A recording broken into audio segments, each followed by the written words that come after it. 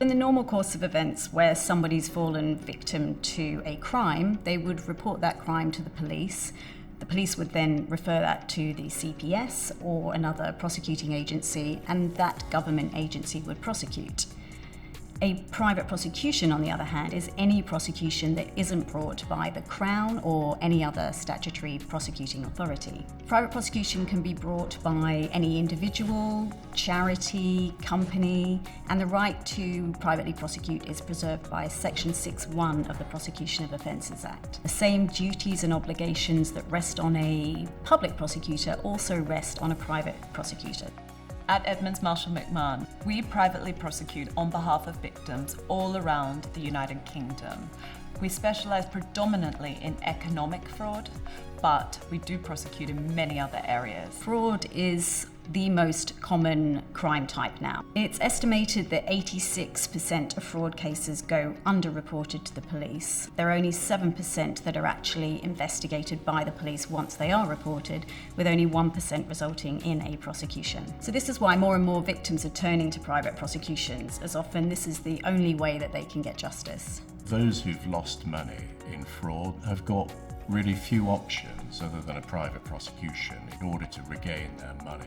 And I'm going to talk about how this is done by looking at three things: confiscation, restraint, and compensation.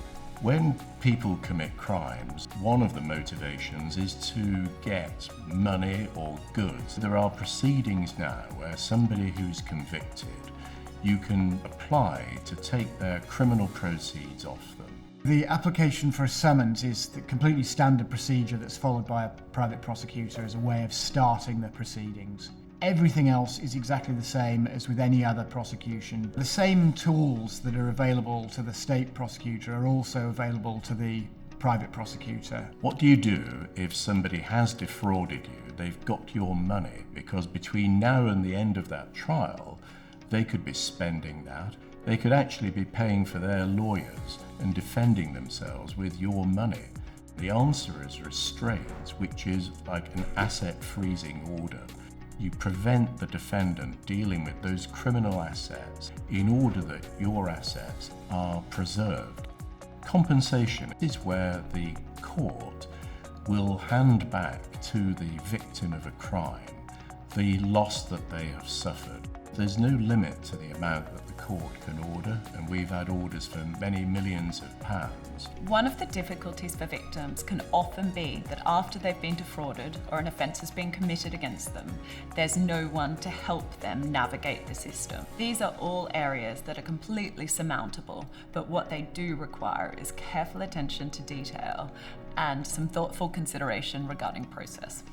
Our clients are usually the victims of a crime, so they quite often hold a lot of the key evidence required to build a case. Often, however, we have to corroborate or strengthen the evidence, and we have strategies in place that allow us to do this without police powers. As the market leaders in this field over the last decade, we're well placed to guide you through the process of recovery. We understand that private prosecution costs can be a significant concern for individuals and businesses seeking justice.